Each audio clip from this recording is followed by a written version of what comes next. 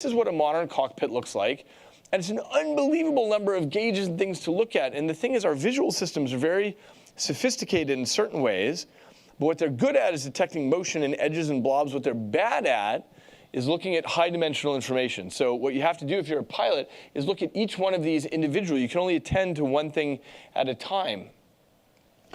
It turns out that with the somatosensory system, you can take in high-dimensional information, which is why you can, balance on one leg. There's information from all these different muscle groups coming in, but my brain has no problem integrating this high-dimensional information to do that, whereas your visual system runs in a very different way, and it's very much about a serial, focused process.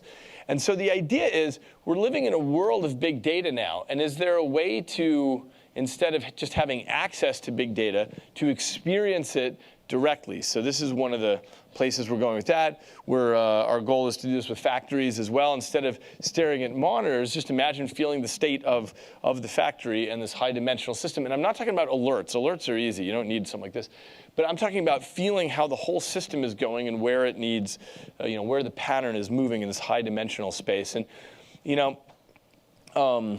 the key is, I think, with the right sorts of data compression, there's really no limits to the kind of data that we will be able to take in. And so, just imagine an astronaut being able to float around and instead of look at all the monitors to understand how the International Space Station is doing, just they feel it at all times, or having access to the invisible states of your own health. So your blood pressure and the state of your microbiome and so on.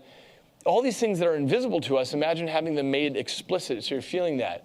Or being able to see infrared or ultraviolet, or being able to see in 360 degrees.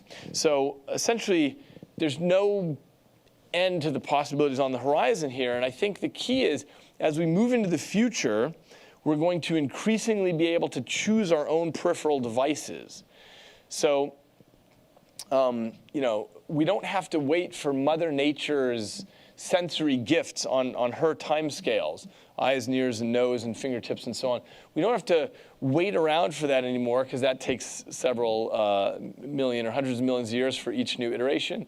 But instead, like any good parent, what she's given us is the capacity to go out there and create our own trajectory. And so the question, especially with a smart audience like this, is how do you want to experience your universe?